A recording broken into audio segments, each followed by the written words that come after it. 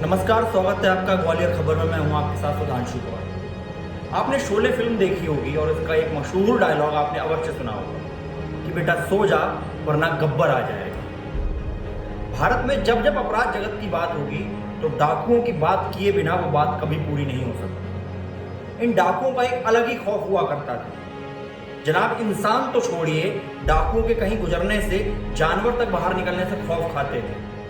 हालांकि वक्त के साथ साथ इन डाकुओं का खौफ कुछ खत्म हो चुका है। एक वक्त था जब बच्चे से लेकर बुजुर्ग तक इनके नाम का खौफ खाते थे। पुलिस और प्रशासन इनके आगे दंडवत रहता था। सरकार इनकी चरण वंदना किया करती थी। लेकिन कुछ डकैत ऐसे भी थे जो जनता में अति लोकप्रिय थे और इन्हीं में से एक थे चंबल के डकैत पान सिंह तोमर। चंबल संभाग की वीर भूमि मुरैना में डाकू पान सिंह तोमर का जन्म 1 जनवरी सन 1932 को हुआ था। वो कहते हैं ना कि पूत के पांव पालने में ही दिखने लग जाते हैं।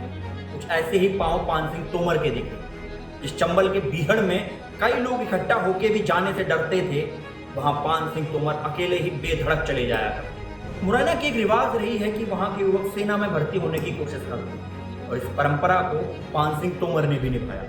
वो सेना में भर्ती हो गए और उनकी दौड़ की विलक्षण प्रतिभा को देखकर अधिकारियों ने उनको खेलों में आगे बढ़ाया। वो 8 वर्षों तक सेना में रहे। इस दौरान वो 7 वर्षों तक नेशनल चैंपियन रहे। जब वो सेना में थे तब देश का युद्ध पाकिस्तान के साथ हुआ, जिसमें उनकी पलटन ने भी भाग लिया। लेकिन अधिकारियों ने उनके खिलाड़ी होने के नाते देश की धरोहर समझा और युद्ध में भाग लेने से मना कर दिया। इस बात की कसक पान सिंह तोमर को सदैव रही और इस कसक को उन्होंने बागी बनकर, एक डकैत बनकर चंबल की घाटी में पूरा किया। कहते हैं कई बार आपका अच्छा समय ज्यादा दिनों तक नहीं चलता। यही पान सिंह तोमर के साथ हुआ। पान सिंह तोमर एक लंबी कद काठी वाला युवक, जो सेना में था, राष्ट्रीय चैंपियन था, लेकिन जमीन को पाने के विवाद में वो डकैत बन गया। पान सिंह तोमर की पुश्तैनी जमीन पर उसके रिश्तेदारों ने कब्जा कर लिया। पुलिस प्रशासन से तमाम गुहारें लगाने के बाद भी उसकी किसी ने एक ना सुनी। उसने कई अधिकारियों के आगे गुहार लगाई, खुद के फौज में होने व खेलों में राष्ट्रीय चैंपियन होने की दुहाई दी, लेकिन किसी ने उसका साथ ना दिया। उल्टा उसके रिश्तेदारों ने उसके व उसके परिवार के साथ बदतमीजी की, जिससे परेशान होकर उसने अपने एक रिश्तेदार, जिसका नाम बाबू सिंह था, उसकी हत्या कर दी। अभी खेल के मैदानों में दौड़ने वाला पान सिंह ने अब बंदूक उठा ली थी। अपने रिश्तेदारों के कत्ल करने के बाद उसने खुद को बागी घोषित कर दिया और चंबल की घाटी में चला गया। कहते हैं कि कांटों भरे चंबल में कभी शेर पैदा नहीं होते, लेकिन अगर इतिहास और पान सिंह के तोमर को किस्सों को माने तो पान सिंह ने इस कथन को झुठला दिया था। उसे अपने कारनामों और बेधड़कपनी की वजह से चंबल का शेर कहा गया। पान सिंह जब एक बार दहाड़ता था तो पूरा चंबल थर्रा जाता था।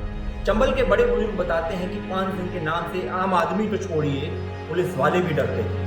उसको मारने वाले पुलिस बल में कई तो सिर्फ अपनी नौकरी बचाने के लिए एनकाउंटर की कार्रवाई में शामिल हुए थे। इस दौरान उनको यह डर भी था कि पान सिंह तोमर या उसके गैंग के किसी सदस्य को अगर खबर लग गई तो वो अपनी जान से हाथ धो बैठेंगे। इस सब के बावजूद पान सिंह ने कभी गरीबों को परेशान नहीं किया। वह उन चुनिंदा डकैतों में शामिल था जिसको जनता का भरपूर प्यार मिलता था। गांव वाले उसको अपने शादी विवाहों में या किसी अन्य खुशी के मौके पर बाकायदा न्योता देते थे और पान सिंह तोमर भी उनके सम्मान रखने के लिए उन न्योतों में जाता था। हालांकि पुलिस कार्रवाई का डर रहता था। कई बार ऐसा भी हुआ कि पुलिस ने गांव की घेराबंदी कर ली, लेकिन गांव वालों ने ही पान सिंह तोमर व उसकी गैंग को वहां से सुरक्षित निकाला था। उस वक्त देखने में आता था कि डकैतों को नशों का बड़ा शौक हुआ करता था, लेकिन पान सिंह तोमर नशे के सख्त खिलाफ था। वह अपनी गैंग में किसी को नशा करने नहीं देता था, ना वो खुद नशा करता था, ना किसी को नशा करना देता था। हालांकि वह ताश का बड़ा शौकीन था। ताश में खेल होता है दहला पकड़, वह उसका पसंदीदा खेल था। पान सिंह की बेटी अट्टाकली बताती हैं कि फरारी के दौरान पान सिंह तोमर 4-5 बार घर पर भी आए थे, लेकिन कुछ लाने की बजाय वो जब वापस जाया करते थे घर छोड़ के 2-3 दिनों बाद, तब वो घर से ही 200-400 रुपये लेकर जाया करते थे। जानकार बताते हैं कि पान सिंह तोमर ने कई डाके डाले, लेकिन उन डाकों से मिला रुपया पैसा या जो भी उनको गहने आदि मिलते थे वह अपने व अपने परिवार के ऊपर 1 रुपये खर्च नहीं करते थे। सबसे पहले वो गरीबों में वो बांटते थे, उसके बाद वो अपने गैंग के ऊपर खर्च किया करते थे।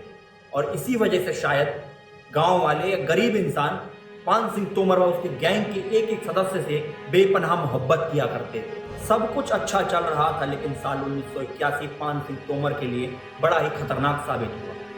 साल की शुरुआत में उसके भाई माता सिंह की पुलिस मुठभेड़ में मौत हो गई। पान सिंह को शक हुआ कि गुर्जर समुदाय के कुछ लोगों ने उसके भाई की पुलिस से मुखबरी की, जिसका बदला लेने के लिए उसकी गैंग ने गुर्जर समुदाय के 6 लोगों की हत्या कर दी। यह हत्याकांड बड़ा ही दिल दहलाने वाला था।